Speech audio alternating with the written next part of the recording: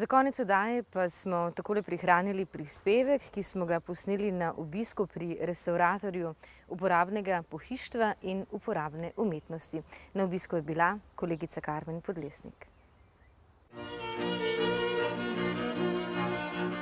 V restavratorski delavnici Tomaža Lipovca v Hočah pri Mariboru že več kot 20 let restaurirajo lesene predmete uporabne vrednosti. Če so ti stari več kot 70 let, po zakonu spadajo med kulturno dediščino. Vendar pri predmetih, kot je tale meščanska sedežna garnitura, starost ne igra najbolj odločilne vloge, pač pa bolj estetska in uporabna vrednost. Restavrator in tudi sodni izvedenec in cenilec za uporabno umetnost Tomaž Lipovec je veliko svojega strokovnega znanja posvetil prav meščanskemu pohištvu v severovzhodni Sloveniji. Največ je meščanskega pohištva v stilu historizma, torej to pomeni okoli leta 1880 do 1910. Nekaj manj je poznega Biedermeiera, neobaroka, kar pa je starejše, se pa zelo redko najde. Razni ornamenti, sama oblika nog, konstrukcijske značilnosti, posebna površinska obdelava, to so tiste značilnosti iz obdobja neobaroka oziroma poznega Biedermeierja. Stil oziroma slog pohištva lahko razložimo kot sklop različnih značilnosti, ki se v nekem časovnem obdobju stalno ponavljajo v oblikah, dekorju, barvah, vendar tudi znotraj nekega sloga obstajajo stopnje, kjer se določene značilnosti mešajo z novimi smernicami oblikovanja. Kadar govorimo na primer o Biedermeierju, predmet datiramo okoli leta 1830, kar predstavlja sredino med prvimi pojavi tega sloga in njegovimi ostanki, ki jih srečujemo tudi po letu 1850. Slovenci smo bili vseskozi pod tujimi kulturnimi vplivi, avstrijskim, nato italijanskim.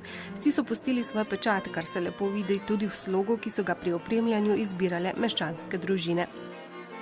Ta kos spada v obdobje neobaroka, okoli leta 1860, in ti ornamenti so v bistvu nastali v obdobju baroka in so zdaj nekoliko spremenjeni, oziroma so spremenjeni bili okoli leta 1860. Ampak ornamenti izvirajo iz obdobja baroka, torej okoli leta 1750. Vso to pohištvo je ročno narejeno, saj takrat ni bilo elektrike, bili so neki stroji na paro že, tako da je vse v bistvu ročna izdelava. Predmeti, ki jih skušajo v restavratorski delavnici ponovno oživiti in narediti uporabne, so pogosto zelo poškodovani in prva naloga je ugotoviti, v kakšnem stanju je les. Ta kos je v zelo dobrem stanju, ker je bil stalno v enem meščanskem stanovanju, kjer so ga ljudje tudi negovali in znali ceniti. Problem pa je pri kosih, ki se zavržejo na podstrešje ali pa v klet. Najprej restavrator pri vsakem kosu mora narediti oceno stanja samega kosa. Tu so razne poškodbe, kot so poškodbe od samih insektov, manjkajoči deli, lahko tudi kakšni restavratorji, ki so v preteklosti naredili več škode kot koristi, in to potem ta ocena stanja potem pomaga pri restavratorskem programu. Najprej je potrebno opraviti dezinsekcijo, to pomeni, da je treba zastrupiti insekte, ki so v lesu, nato navadno izdelamo manjkajoče dele, popravimo furnir, ki odstopa zaradi raznih klimatskih sprememb, nato sledi faza kitenja, brušenja ter končne obdelave z različnimi laki. Recimo pri tej sedežni garnituri še sledi faza luženja, nato faza lakiranja. Tu se lahko lakira z šelakom, šelak politura ali pa tudi z kakšnimi obstojnejšimi laki. Nato sledi faza tapeciranja z klasičnim vzmetenjem, torej z klasičnimi vzmetmi po starih postopkih. Predmeti, ki jih restaurirajo, bodo ponovno v uporabi. Temu je podrejeno tudi restavriranje, ki se prav zaradi tega tudi razlikuje od muzejskega restavriranja in konzerviranja. Mi dejansko samo restauriramo, konzerviranje pa je en postopek, ki je bolj v uporabi v muzejih. Torej, tam so pa res minimalni posegi in se kos kos samo zaščiti pred nadaljnjim propadanjem. Komercialno restavriranje se nekoliko razlikuje od muzejskega restavriranja, ker kosi niso v uporabi. Pri nas vsak kos je uporaben in damo tudi garancijo, enako kot velja garancijski roki za vsako pohištvo. Ta kos pohištva bo sigurno zdržal vsaj še 150 let, normalno pa je treba ga negovati. Mogoče bo potrebno čez kakšnih 20 let ali pa tudi prej, odvisno od uporabe, zamenjati blago, ampak to so tisti minimalni posegi, ki so potem potrebni. Prav zaradi uporabne vrednosti restavriranih predmetov in ker je les živ material, je zelo pomembno, kje bo restavrirani predmet nameščen. Korektno opravljeno restavratorsko delo mora restavrator vsak kos klimatizirati, predno začne opravljati na njemu posege. Škodijo mu v bistvu spremembe. Če je klimatiziran na nizko vlažnost, potem je obstojen pri nizki vlažnosti. Če pa je recimo prenešen iz kakšnega vlažnega prostora in se potem porablja v relativno suhem prostoru, pa mu to zelo škodi, kakor tudi vsakemu lesu. Kakovost starega pohištva je po mnenju restavratorja veliko boljša in neprimerljiva s sodobno proizvodnjo.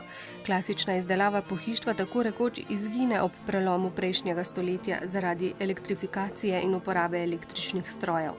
Pohištvo postaja vse cenejše in vedno bolj potrošna dobrina z bolj omejenim rokom trajanja. Staro pohištvo je bistveno boljše narejeno kot novo pohištvo, tudi včasih predimenzionirano, tako da res zdrži, vse nas bo preživelo sigurno. Če govorimo o meščanskem pohištvu, je osnova navadno narejena iz smrekovega lesa, ki je potem forniran z furnirjem različnih drevesnih vrst. Pri nas se najpogosteje najde oreh ali pa češnja, pa tudi kakšen jesen. Drugače rustikalno pohištvo pa je narejeno iz masivnega lesa, pri nas tudi iz oreha in češnje, pa tudi hrasta ali pa smrekovine. Po novem zakonu o kulturni dediščini lahko le tisti, ki so opravili restavratorski izpit, posegajo v kulturno dediščino, kamor med drugim sodi 70 let in več staro pohištvo. Tomaž Lipovec je zakonitosti restavriranja predmetov začel spoznavati že v mladosti. Dejansko sem jaz začel že v srednji šoli, imel veselje s tem in ko dobiš v roke en kos, ki je zelo uničen in ga potem vrneš neko življenje z svojim delom, je kar en dober občutek.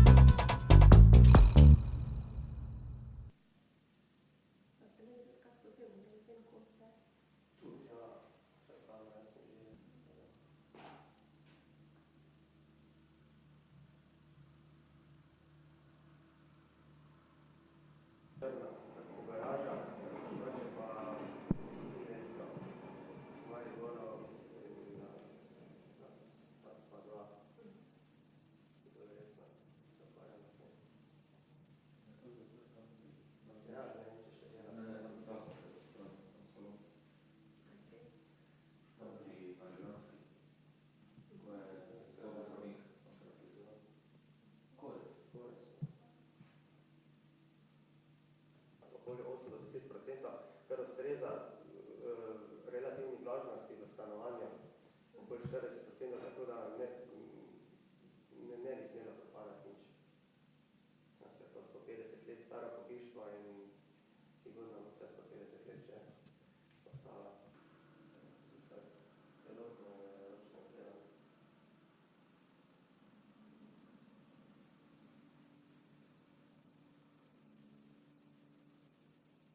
Je prodana že.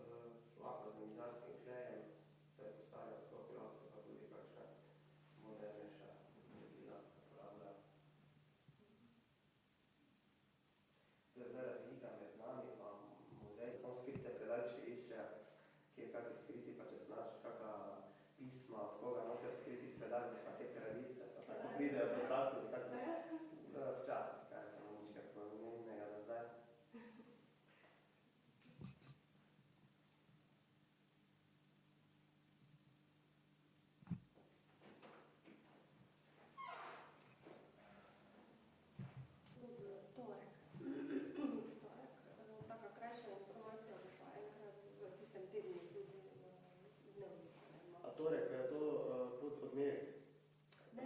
Ne, tista je kultura v informativnem programu, to pa je prav vdaja namenjena v kulturi, kaj se dače reportaže noter, v petih je na televiziji, glasnik se je.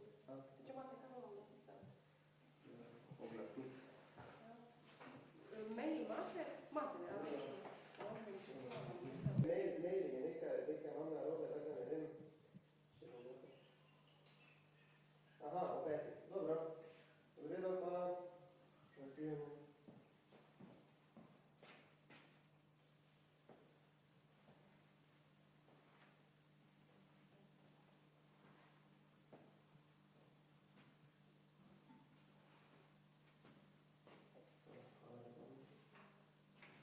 Če se mogoče ure malo spremenijo, če pa boste tam po programu videli, ne? Če se ga malo prej oddaljša spala, to malo Kaj je stvar 9 let, ne? No, mislim, sliš, že ne bo pravo, ne boš pila odrožna, ne? Ker je do tega preveč se mi zdi, ne? Da špila, bobež. Kaj bermanski, to je... Ta vrškotiska, ta prave glasa. Se mora, čekaj, da ti bo flauta. Ne? Kateri hodi? Ona zdaj hodi prvi razred, zdaj končala prvi. Kak je taka čitica, taka manjša, dolga se ima. A glupna je, paket. Ja, tako je. To treba zdaj v bistvu trudica, ne trudica. Pa veselje. Ne, to se vidi, da se dela, ne? No to je, ura je zelo pojedena od insektov. Tako da zdaj tam luknice z injekcijsko iglo. Kjer insekti pa se še črko okoliti? To. Ja, lesni, navadni, tako glava in prava imen.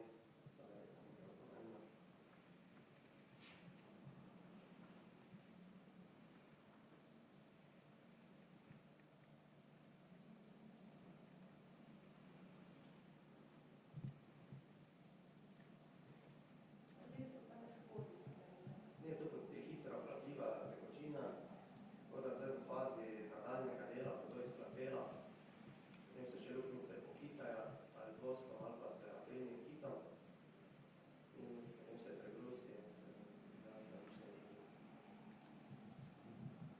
Malo če pa... Vi rečetira.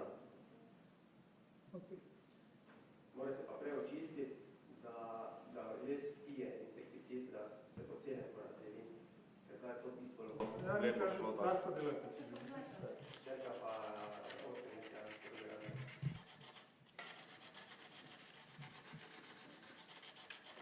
To je zdaj v fazi brušenja. Kar se da se z vibracijskim brustilnikom brusi po teh ornamentih, ko pa se ne da priti z vibracijskim brustilnikom noter, pa je potrebno ročno brušenje.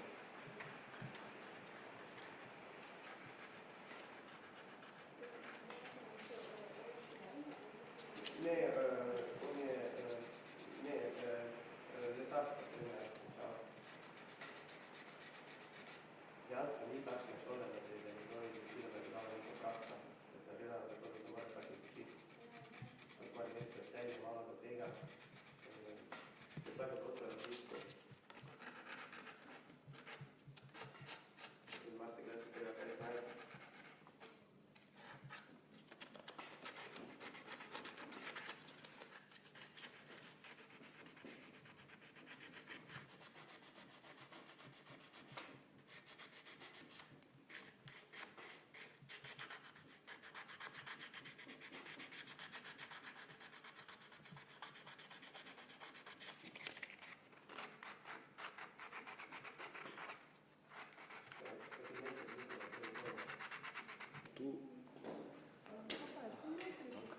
Tu, če boste posneli. To se vse dol slame zaradi molja, zaradi tega nova naredim. Kaj pa danes so peni? Z gumirano žimo. Ampak te mi delamo z zmedmi, torej klasično zmedenje, pravi zmeti, tako so imeli včasih, in povezani z špagom, te pa gumirana žima. Dejansko za kupi žimo ni mogoče. Če bom tukaj dalje? Res pa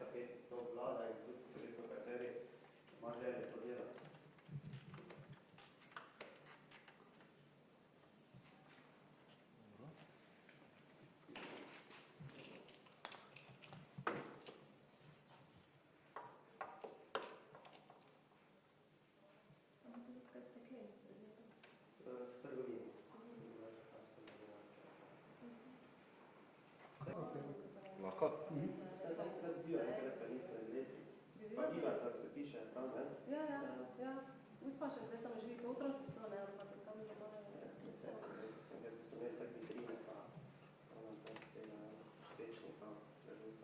Dobro.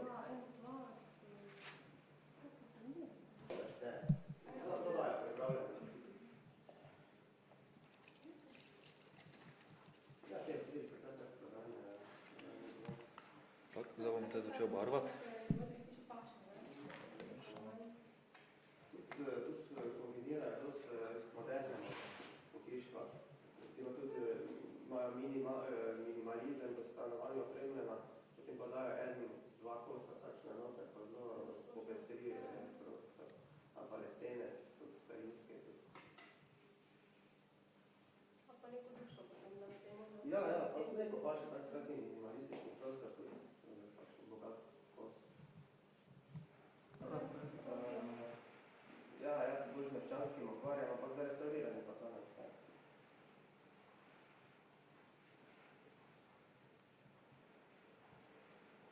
To je takšna provincialna pohištva, ki je pri nas zelo pogosto. Tako, pečka, provincialna, tudi vertikalna pohištva, to je bilo pri nas zelo pogosto.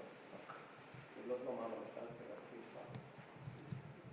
Doma je gimnazija, ne?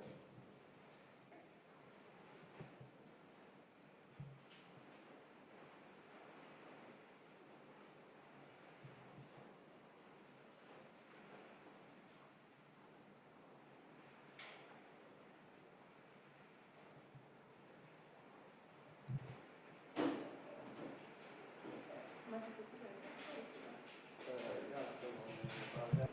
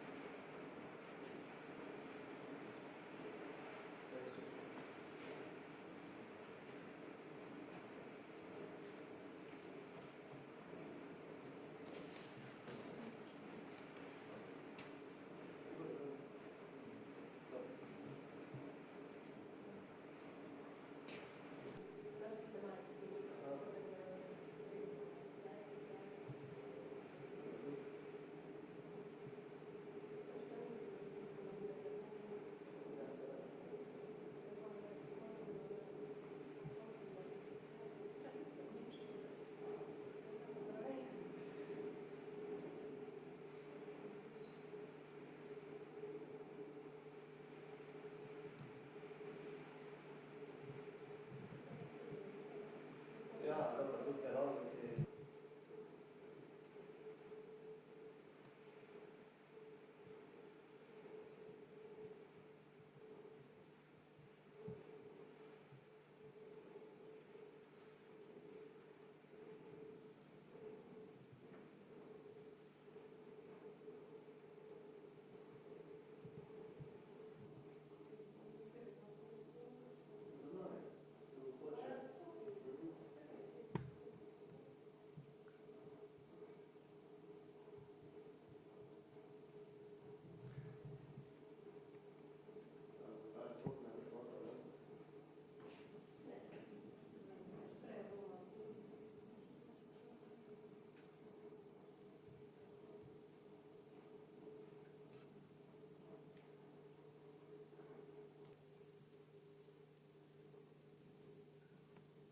Na zunaj vidi, recimo, že koliko je testo hranjeno, se plača, recimo.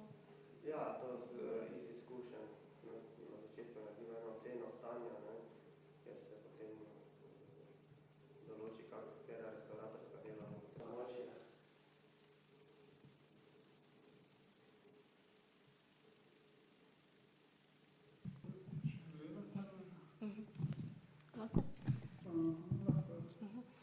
Tukaj smo v delavnici, kjer se restavrira staro pohištvo. Pa mogoče najprej, katere so tiste običajne, tipične poškodbe, ko en tak kos, ki je zelo star, recimo eno stoletje ali več, pride sem? Najprej restaurator pri vsakem kosu mora narediti oceno stanja samega kosa. Tu so razne poškodbe, kot so poškodbe od samih insektov, manjkajoči deli lahko tudi kakšni restauratorji, ki so v preteklosti naredili več škode kot koristi in to potem ta ocena stanja potem pomaga pri programu, restauratorskem programu. Kako ste recimo vi ocenili, kako je poškodovan tale kos, ki je tukaj? Ta kos je v zelo dobrem stanju, ker je bil stalno v enem meščanskem stanovanju, kjer so ga ljudje tudi negovali in znali ceniti. Problem pa je pri kosih, ki se zavržejo na podstrešje ali pa v klet. In zdaj smo videli nekaj teh postopkov, kateri so recimo ti ključni postopki za res? Najprej je potrebno opraviti dezinsekcijo. To pomeni, da je treba zastrupiti insekte, ki so v lesu. Nato navadno izdelamo manjkajoče dele, popravimo furnir, ki odstopa zaradi raznih klimatskih sprememb. Nato sledi faza kitenja, brušenja ter končne obdelave z različnimi laki. Katere so tiste recimo nevarnosti pri takem delu, ki se opravlja recimo doma, mogoče ne najbolj strokovno? Potrebno je pač upoštevati te varstvene zadeve, kot so uporaba zaščitnih mask, tako protiprašnih, kot tudi protiplinskih pri kakšnem lakiranju. Treba je dobro prezračevati prostor. Tu se dela tudi z raznimi topili za snemanje laka oziroma starih premazov, zato je potrebno tudi zaščitna očala in pa tudi zaščitne rokavice, ki so odporne na kislino. Kaj bi rekel, koliko je ta les, kak material je to, koliko je vzdržljiv, pa koliko uporabno? Staro pohištvo je bistveno boljše narejeno kot novo pohištvo, tudi včasih predimenzionirano, tako da res vzdrži, vse nas bo preživelo sigurno. Iz kakega lesa so recimo ti uporabni predmeti najpogosteje?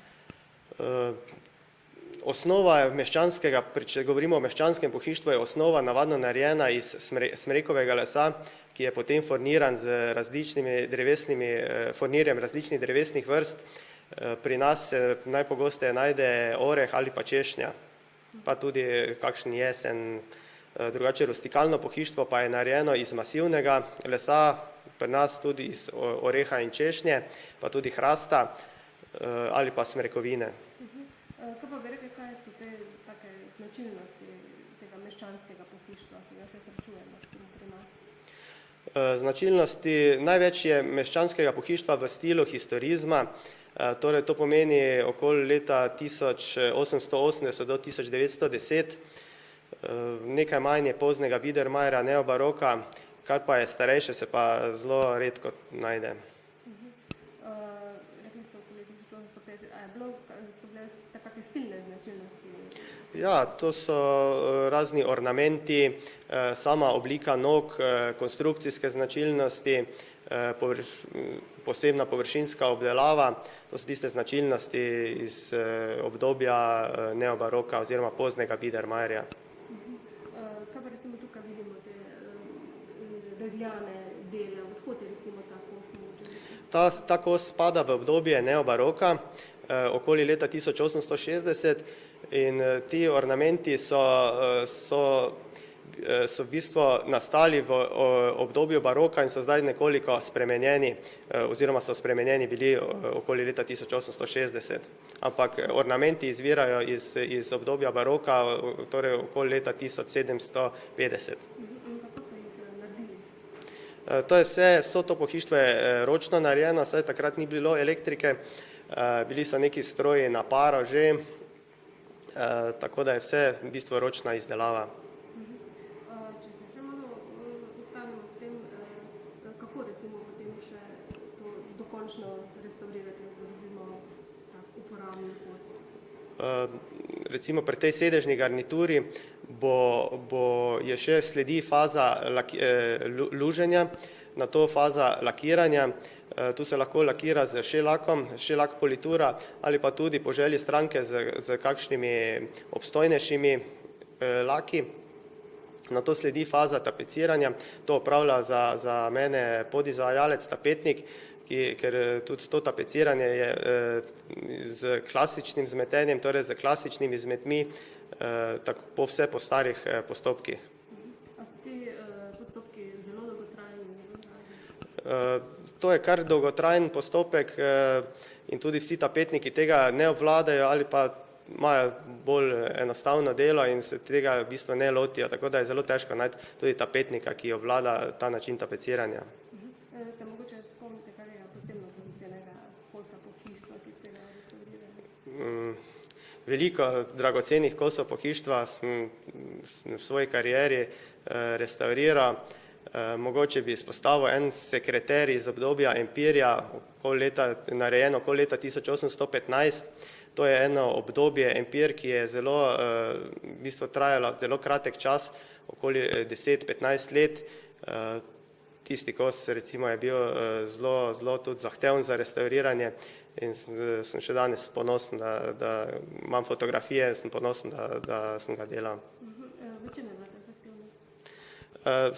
Sama stranka je zelo zahtevna, tudi je bil poznavalec tega pohištva in je hotel, da se vse naredi po starih postopkih in da se minimalne posegi v sam kos vršijo, kar je tudi pravilno pri tako dragocenih kosih pohištva. Kateri so recimo ti stari postopki, pa kateri se danes uporabljajo? Recimo prepolitiranje, lepljenje, torej pri navadno restaurator je najenostavnejše mu sneti ves lak in na novo zlakirati, tam pa se je moral stari premazi, so se mogli ohraniti s tem, da se je moralo veliko furnirja polepiti in potem izenačitev barve in same, tako da se poškodbe na koncu niso toliko opazile. Današnji postopki pa verjetno so sodobni pa hitrejši. Čisto od zahteve strank, zdaj naše restauriranje, komercialno restauriranje se nekoliko razlikuje od muzejskega restauriranja, ker kosi niso v uporabi. Pri nas vsak kos je uporaben in tudi damo tudi garancijo, enako kot velja garancijski roki za vsako pohištvo. In recimo, koliko bo ta kos pohištva še uporaben, če ste dal cen? Ta kos pohištva bo sigurno zdržal vsaj še 150 let, normalno pa je treba ga negovati, to dobi tudi inštrukcija, lahko stranka pri meni, kako se to neguje. Mogoče bo potrebno čez kakšnih 20 let ali pa tudi prej, odvisno od uporabe, zamenjati blago, ampak to so tisti minimalni posegi, ki so potem potrebni. Kateri so pa taki najbolj optimalni pogoji, da se tako pohištvo čim dlje ohrani? Sam restaurator, tako korektno opravljeno restauratorsko delo mora restaurator vsak kos klimatizirati, predno začne opravljati na njemu posege. To pomeni, da mora les imeti ravnovesno vlažnost okoli 8-10%, da je stabilen v stanovanjih z centralno kurjavo, torej tam nekje relativni vlažnosti zraka okoli 35-40%. Kaj bolj škodi v bistvu lesu? Suh zrak ali vlaga? Škodijo mu v bistvu spremembe. Če je klimatiziran na nizko vlažnost, potem je obstojen pri nizki vlažnosti. Če pa je recimo prenešen iz kakšnega vlažnega prostora in se potem uporablja v relativno suhem prostoru, pa mu to zelo škodi, kakor tudi vsakemu lesu. Vi se restauratorstvo posvečate že dolga leta. Kdaj ste začela ta vaša restauratorska pot? Ja, dejansko sem jaz začel že v srednji šoli, imel veselje s tem in ko dobiš v roke en kos, ki je zelo uničen in ga potem vrneš neko življenje z svojim delom, je kar en dober občutek.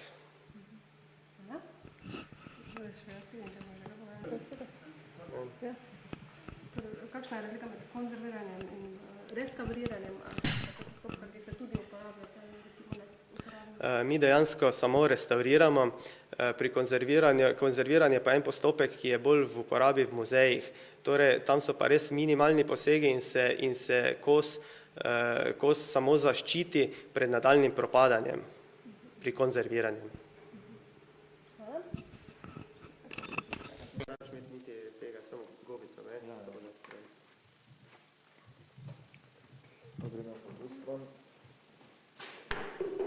Vi povejte, jaz bom tak tu začel. Glede tega orla, ne, nazad, veš, tega pusti. Te pa tu kar, tak.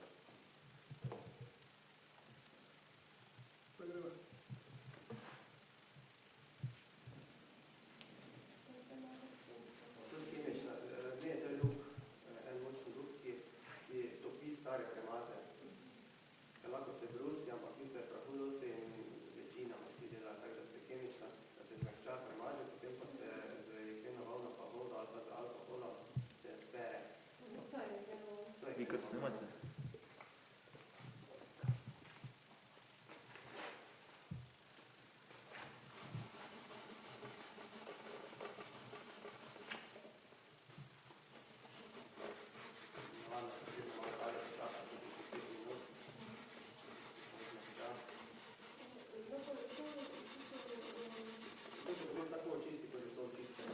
Vse gre, vse gre.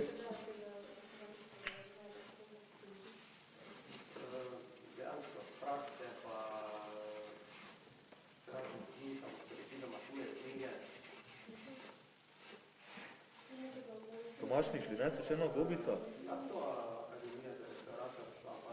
Lahko vi malo prekinete, zdaj? Bom rekel, kar umazana dela, ne, tako da prahu je dosti teh kemičnih vplivov, ne, in ne radi zdaj nekje te akademsko izobraženi restauratorji, ne radi se s tem ukvarjajo. To bo zdaj vse. Da se obriše dol to.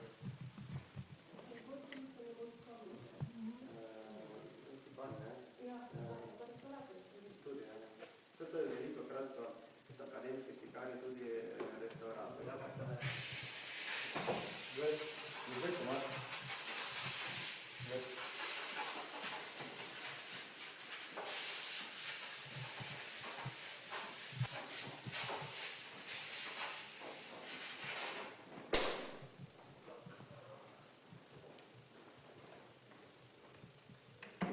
Zdaj vidi razliko. To ne pokažem. Zato so pa le kupujejo ljudje, ki se bolj zanimajo, ne, o tem ni to tako, da bi obleke še raz zakrug kupovati, tako da si kar po internetu pogledajo. Stalne stranke, ki stalno po internetu kupujejo pri nas, tam še... Ja, ampak na začetku so vsi tako bolj nezaokrili, ne, ko pridejo pogledat, potem pa z leti pa tudi dobijo zaupanje, tako da se vsi kar po telefonu govorimo, ali pa preko interneta.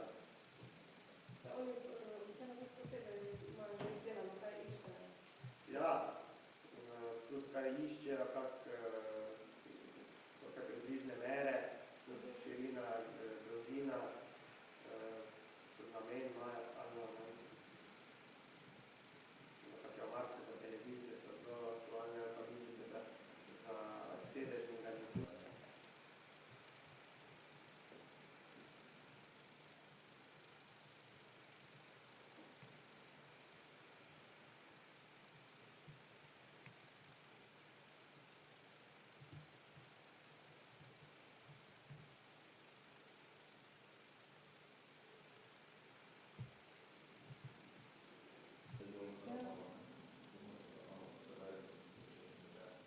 To je furnir, ne? Smo rekla? To je debel furnir, takšen debeline, kot so ga včasih uporabljali.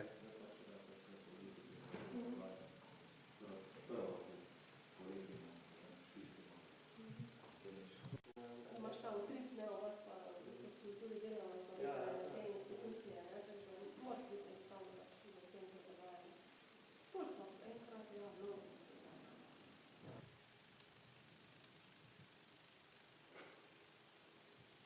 Ste najbolj čestiti? Ja.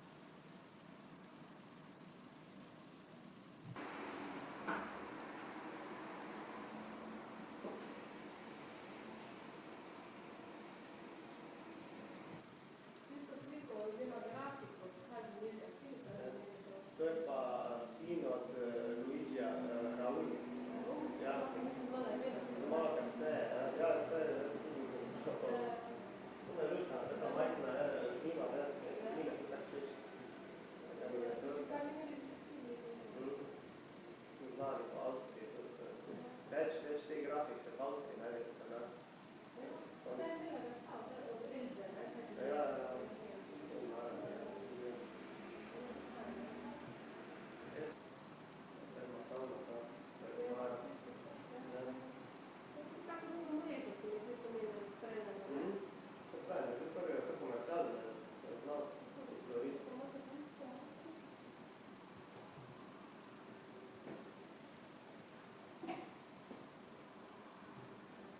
To pa je taka videomajerska, taka. Ena jelja,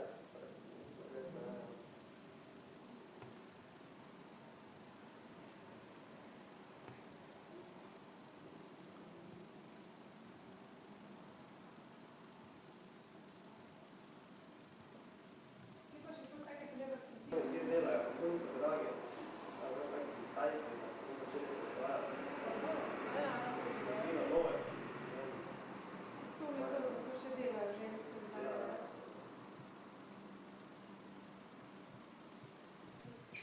Ja, tudi so tako, to je pisanje jezik, tam pa recimo